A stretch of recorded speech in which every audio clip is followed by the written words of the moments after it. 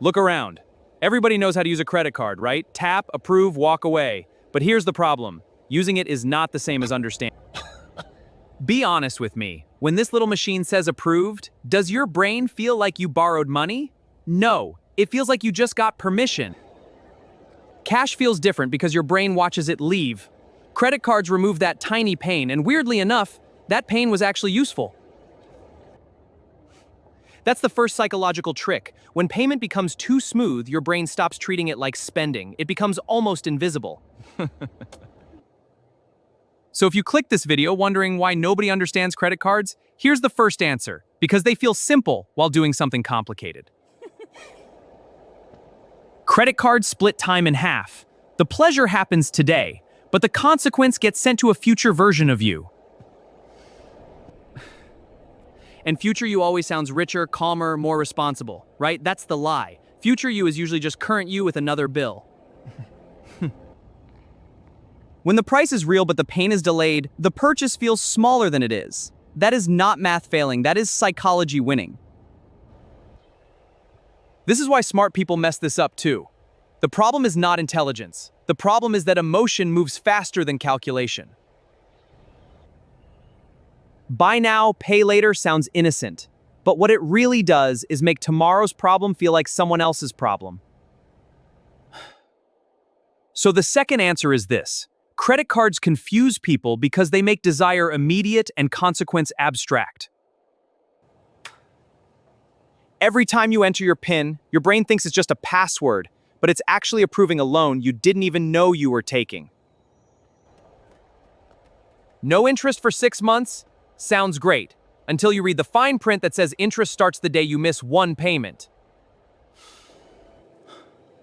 Rewards points sound like free money, but the real cost is the interest you pay to earn those points. So here's the third answer. People misunderstand credit cards because they confuse access with wealth. Access is not ownership. Then the statement arrives, and suddenly every tiny, harmless, emotional little purchase becomes one big number staring back at you. You remember the big purchases, you forget the small ones, but the statement has a perfect memory and absolutely no emotional mercy. One coffee has an excuse. One lunch has an excuse. One little upgrade has an excuse. The bill does not care about excuses. This is where money becomes psychology. That number is not just a number anymore. It becomes stress, guilt, avoidance, and background anxiety. So if you want one practical solution, try this. Before using the card, ask yourself, would this feel different if I paid in cash? Now we get to the most dangerous button on the screen: minimum payment. It looks harmless. It feels responsible. It is neither. The minimum payment does not solve the problem. It moves the problem forward and charges you interest for carrying it. The bank is not offering the minimum because it loves your peace of mind. Your delayed stress can become their monthly revenue. Once you carry a balance, the card changes. It stops being convenience and becomes a treadmill with interest attached. Here's the solution. If you cannot pay the full balance, stop calling it convenience. At that point, you are borrowing. Now let's talk about rewards, because this is where people start feeling financially sophisticated while doing something emotionally dangerous.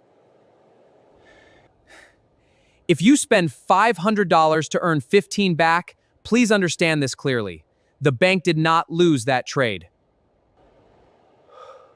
Cashback works because your brain focuses on the tiny money returning, not the much larger money that just left. Cashback is not free money. It is your own money coming back after the bank already made money from your purchase. Credit cards learned how to sound like status. Silver, gold, platinum, black. Somehow even debt got luxury branding. Simple rule: rewards are only rewards if you were already going to spend that money. Otherwise, it is just expensive psychology.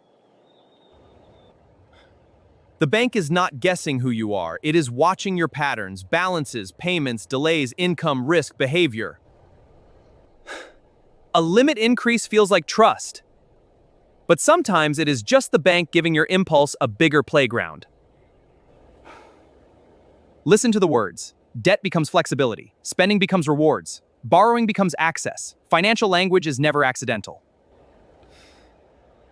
You think you are just using the card, but sometimes the card is shaping the decision before it even feels like a decision.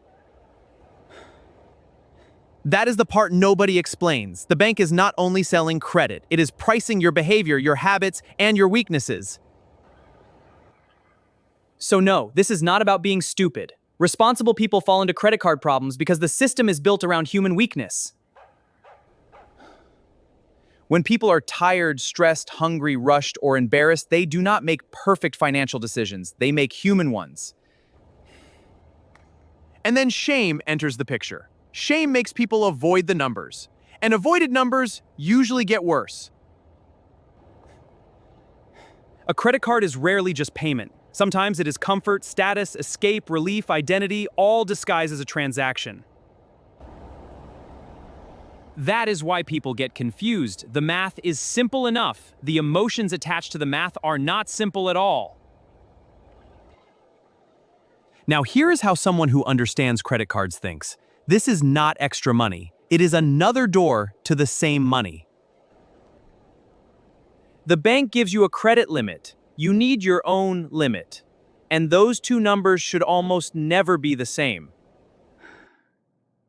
Before chasing points, ask one question. Would I buy this anyway? If the answer is no, the reward is manipulating you. That is why nobody understands credit cards. The math is printed on the statement, but the real trap hides inside the brain. Now here is how someone who understands credit cards thinks. This is not extra money. It is another door to the same money. The bank gives you a credit limit. You need your own limit. And those two numbers should almost never be the same. Before chasing points, ask one question. Would I buy this anyway? If the answer is no, the reward is manipulating you.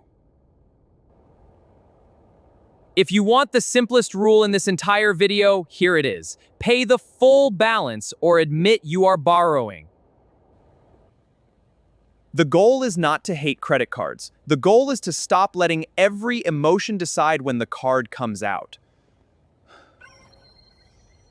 The card is not the villain. The danger is assuming your future self will be calmer, richer, and more disciplined.